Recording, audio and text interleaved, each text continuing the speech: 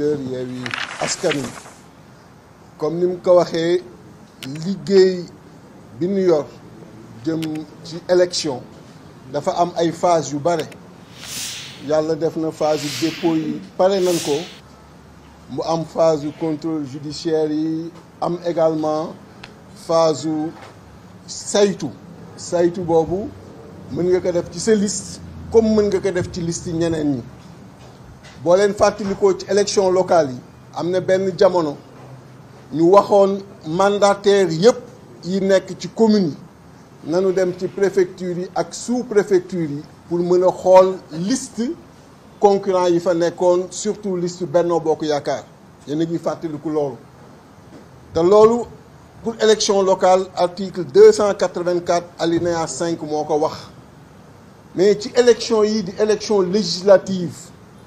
lu ni mel dafa am comme disposition buy may mandataires yi dem xool yeneen liste yi moo tax tey daanaka direction générale des élections la yendu ndaxte article 177 du code électoral dernier alinéa dafa jox la possibilité mandataire bu ne nga dem xool ci liste yi fa nekk yépp ndax liste yooyu jaadu nañu wala jaaduwul yàlla def ñu def loolu bis bi yépp ñu yendu fa xool liste Benno Bokk Yaakaar xool liste nationale am xool benn par benn tur yi ni mu tegloo ba ni mu jeexee ci titulaire yi def liggéey boobu ci suppléant yi lii nag ñuy wax ni xam naa président Macky Sall bu ko déggee fa lay pare Sénégal ndaxte ci liste Benno Bokk Yaakaar 43e position ci liste suppléant yi jigéen moo fa nekk 44e position ci liste nationale bi suppléant jigéen aussi moo fa nekk kon 43e jigéen la 44e jigéen la 43e bi ki fa nekk mi ngi tudd Rakoye Ndaw né le 12/3/1965 44e bi ka fa nekk mi ngi tudd Maymouna Ndiaye le 8/11/1966 pourquoi ma lim leen ndaxte lii may wax bi mu amee yamuñu rek ci constater que xumtoo ko noppi dañu woo commission bi yëpp ba ñoom ñëpp ñu ñëw toog Sénat toog président commission bi toog direction générale des élections toog bi ñu gisee ñombe bi ma ni ñi nga xam ni ñoo nekkal Sénat nga xam ni lépp lu ñu déposé dañ ci am copie ma ni leen jox leen ma seen copie ma xool est-ce que seen copie même wu direction générale des élections ñu jox ma bi ma joxee ñu teg ñaari copie ñoom ñëpp di gis parce que lu amul seede baaxul ñu gis ni effectivement li nekk ci copie direction générale des élections moo nekk ci copie Sénat ñaari jigéen yooyu ñoom ñoo toppante kon loolu je pense que li muy tekki leer na moo tax bi ñu paree ñu ni le président de la commission comme lii am na nanu def PV de constat yàlla def na comme mbir mi dafa ni weng lim ñu bañaloon bële passé nga xam ni buggul woon def PV recevoir suñuy dossier bi ñu ñëwee bi yoon mu nangul ñu ko ndaxte lépp a leer ñoom ñëpp ñu wan leen ñu génne ma demandé ñu génne ci dossier wu Benno Bokk Yaakaar yi dossier wu ñaaru jigéen yi parce que li ñu doon bañ mooy ñu ñëw ni Maymouna xëy na góor la wala ñu ni tey jii Rokhaya góor la moo tax avant sax ñuy dressé PV bi dama leen indi leen kees gi ñu indi ma génne ñaar dossier wu ñaari jigéen yooyu teg ci taabal yi bi ma leen di woon liste bi ni ñu toppantee ma wan leen en même temps ñaari tur yooyu ku nekk seen référence moo tax nga gis ma am ko nii mu nangu kon nii na ci la defee PV bi dressé ñu ko bi mu defee PV bi ñu dressé ko ci kanamu Sénat kanamu représentant wu commission bi yëpp kanamu président wu commission bi mu déchargé def ci tampon am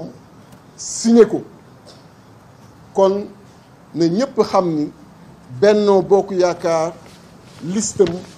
dañ koy rejeter liste nationale am kon amul liste nationale ci élection locale yi ci élection législative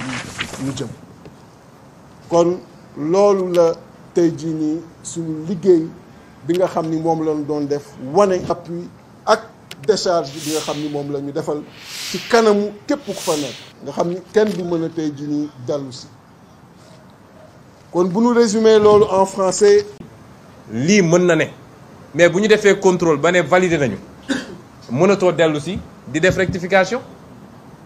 de cee nenam bi muy génn foofu ñu ngi gis seen mandataire bi di daw si xëqat di dugg si xam naa ñoo ko ne ko njaaxum am na de gars yi am na lu ñu gis Benno Bokk Yaakaar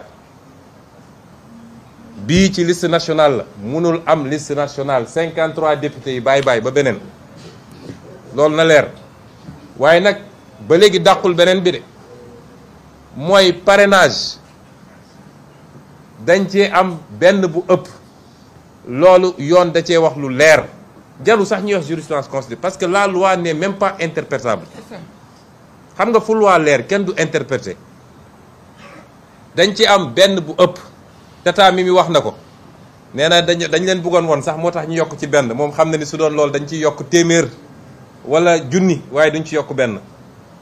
daf leen rëcc looloy dëgg ji kon conseil constitutionnel liste nationale kenn waxatu ko l'ensemble des listes de Benno Bokk Yaakaar la ñu wax ils ont un parrain de plus ils ne peuvent pas compétir lii nag mooy dëgg ji kon dafa am loo xam ne nag yéene la boroom a ci mujj surux ñoom seen yéene bi ñu amoon jubal ko ci waxuma la rek Yewwi Askan waaye opposition bi yëpp ñoom ñoo ci mujj surux sénégalais yëpp nag la ñuy waxal réew mi ñun ñoo ko bokk réew pour mu dox il faut que li ñu tëral ne lii mooy charte bi ku mu war a appliqué wu ci yow mu appliqué ko moo xam Macky Sall la tudd moo xam Khalifa Sall la tudd moo xam yow it Sall nga sant sax bi bon moo xam Ousmane Sonko la tudd ku mu war a dal ci moom rek na dal ci moom mais suñu bëggee jël loi bi di ko appliquer à géométrie variable nit ñi duñ ko nangu loolay andi ay fitna ci réew mi ñu ciy woo ñëpp nag kilifa yi keneen ak keneen lii lu leer naññ la du lu ñuy lam-laame ce que j'ai dit en wolof c'est de commencer par féliciter notre mandataire national monsieur Déthié Fall président du PRP.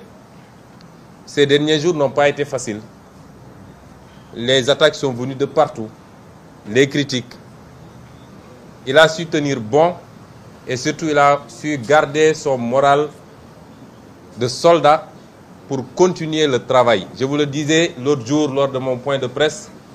en me disant qu'au moment où j'étais en train de parler, Déthié Fall, Khalifa Sall, Aïda Mbodj étaient en train, avec les avocats, de travailler à la rédaction des recours qu'on devait déposer au Conseil constitutionnel. Et c'est ça Yewwi Askan Wi. Parce que nous savons pourquoi nous sommes ensemble.